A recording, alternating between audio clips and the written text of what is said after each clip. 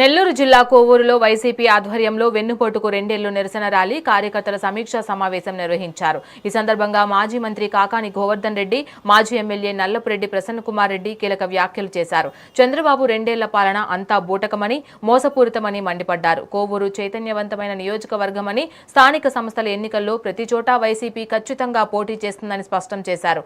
TDP బెదిరింపులకు YCP భయపడదని, రానున్న ఎన్నికల్లో వైఎస్ జగన్ మళ్లీ సీఎం కావడం తథ్యమని ధీమా వ్యక్తం చేస్తూ ఓటర్ల జాబితా నమోదుపై కార్యకర్తలకు దిశానిర్దేశం చేశారు.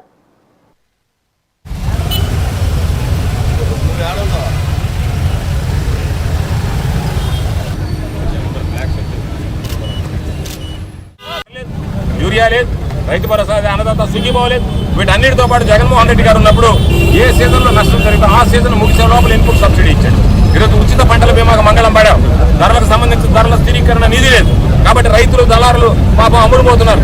రైతులు పండించినటువంటి ధాన్యం ఈరోజు పొగాకు కానీ, పత్తి కానీ, మిర్చి కానీ, వరి కానీ, దానితో పాటు ఈరోజు అరటి కానీ, మామిడి కానీ, శనగ కానీ ఏదైనా సరే వాళ్ళు అడిగినటువంటి రేటుకి దారిపోయడానికి కారణం ధరల స్థిరీకరణ నిధి ఏర్పాటు చేయలేదు. కాబట్టి జగన్మోహన్ రెడ్డి గారు 3,000 కోట్ల రూపాయల ధరల స్థిరీకరణ నిధి ఏర్పాటు చేశాడు. సీఎం మ్యాప్ పెట్టాడు, continuous monitoring of agricultural price on procurement. అంటే ఏ రోజైనా సరే మార్కెట్లో కనీస మద్దతు ధర కన్నా రేటు తగ్గితే ఆ రోజు సివిల్ సప్లైస్ డిపార్ట్మెంట్ కానీ, మార్కెట్ కానీ నేరుగా కొనేటువంటి సౌకర్యం కల్పించాడు. ఈరోజు నీ పాలన ఏ విధంగా ఉంది, వాళ్ళకి సంబంధించి దళారులు దోచుకునేటువంటి పరిస్థితి ఏర్పడింది. దేనికి గిట్టుబాటు ధర లేకుండా పోయింది. కాబట్టి ఇటువంటి నేపథ్యంలో ముఖ్యమంత్రిగా ఉన్నటువంటి వ్యక్తి ఎక్కువ యూరియా తింటే క్యాన్సర్ వస్తుంది, నేను అసలు ఒరి తిన్నాను కాబట్టి నువ్వు తినకపోవచ్చు, నువ్వు కోటీశ్వరుడు కాబట్టి నువ్వు బంగారు పలుకులు కూడా తినేటువంటి అవకాశం ఉంది నీకు.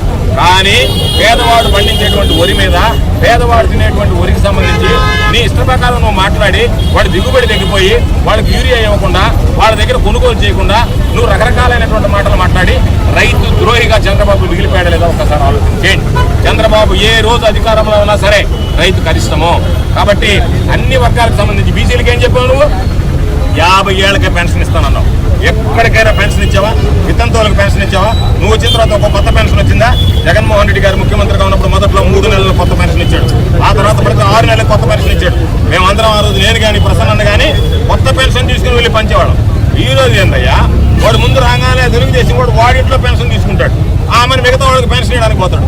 ఆ పెన్షన్ తీసుకుని వాడు గౌరవప్రదమైన వాడు ఏమంటున్నాడు, అయ్యా ఇటు పిక్ పాకెట్ గాడు వస్తున్నాడు పెన్షన్ ఇచ్చుకొని తెలుగుదేశం పార్టీ అండ వేసుకొని ఇతని దగ్గర తీసుకుని బదులు గమ్ముగా ఉండడం మేలు, నేను ఇంట్లో లేనని చెప్పని ఆడవాళ్ళకి చెప్తున్నాను.